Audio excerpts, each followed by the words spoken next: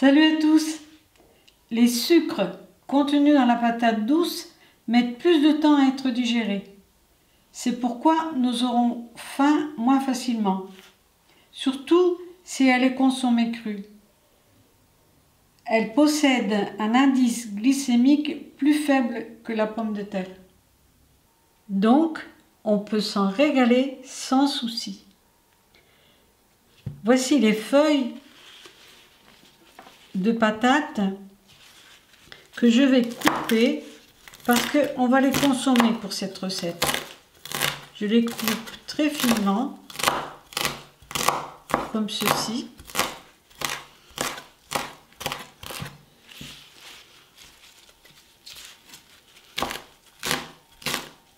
Et je vais tailler le persil également.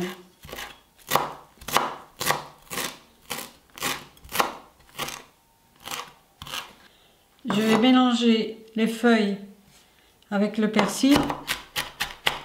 Si vous n'avez pas de feuilles de patates, ça ne fait rien. Vous n'utilisez que le persil, évidemment.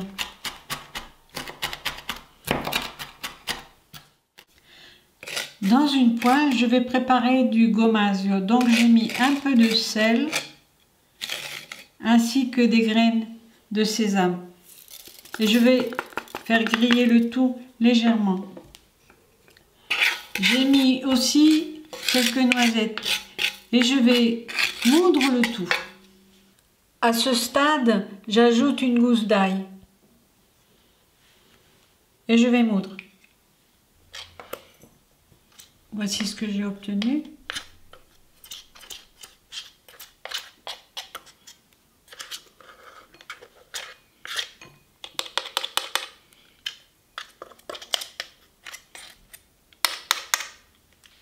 Je vais arroser d'huile d'olive, comme ceci, et je vais y incorporer le persil ainsi que les feuilles.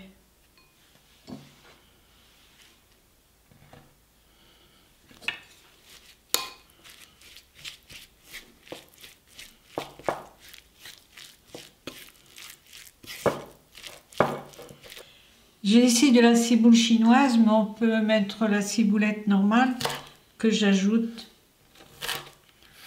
pour donner encore plus de saveur à ma sauce.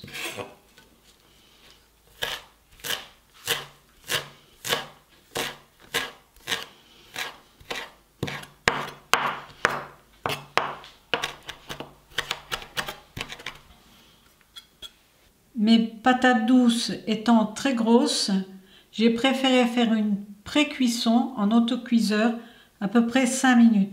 Voici ce que j'ai obtenu.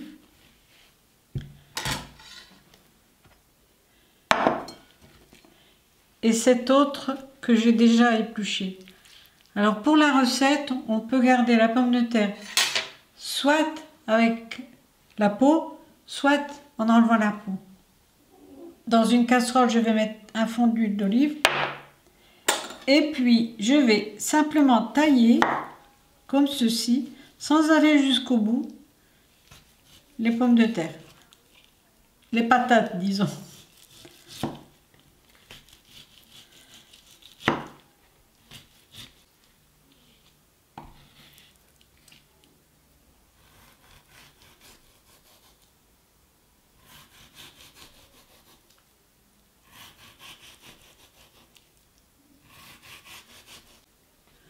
Il ne reste plus qu'à garnir mes patates avec la sauce.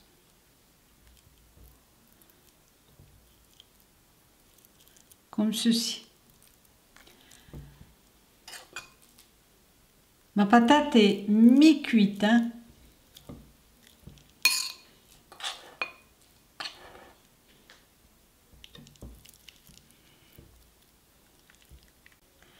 Je mets un peu de noix de muscade. Je vais remettre juste quelques minutes à cuire à feu doux pour que les saveurs se mélangent bien. Voilà le résultat. De quoi accompagner nos plats de haricots, fèves, pois chiches ou même lentilles d'une manière exceptionnelle.